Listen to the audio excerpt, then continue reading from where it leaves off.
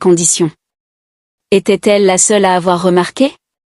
Ou bien les autres clients choisissaient-ils simplement d'ignorer ce qui se passait derrière cette porte? Elle ferma les yeux un instant, espérant que tout cela n'était qu'un cauchemar.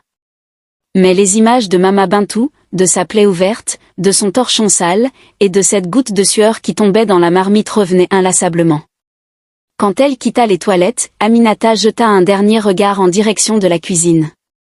La porte était toujours entr'ouverte, mais cette fois, elle s'en détourna rapidement. Elle retourna à sa table, le cœur lourd et l'esprit troublé. Elle savait qu'elle ne pourrait plus jamais voir un bar ou un restaurant de la même manière. Derrière chaque plat appétissant pouvait se cacher une histoire qu'on ne voudrait jamais connaître. Et cette cuisine, qu'elle avait osé entrevoir, lui avait révélé un secret bien gardé. Parfois, ce qui semble délicieux peut être fait dans des conditions que l'on préférerait ne jamais imaginer. Mais que faire maintenant? Cette question, Aminata allait devoir y répondre, et elle savait que ce serait loin d'être simple. Aminata retourna à sa table, mais cette fois, l'enthousiasme qui l'avait animée en entrant dans le bar s'était transformé en un mélange de trouble et de dégoût. Elle s'assit lourdement sur sa chaise, ses pensées tournant en boucle.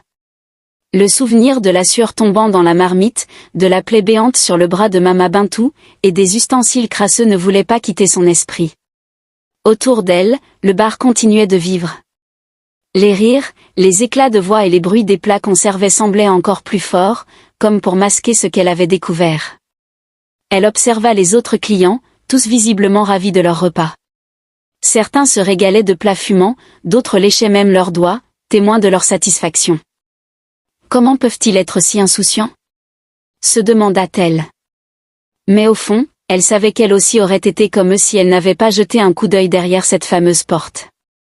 Aminata n'eut pas le temps de réfléchir davantage, son plat arriva.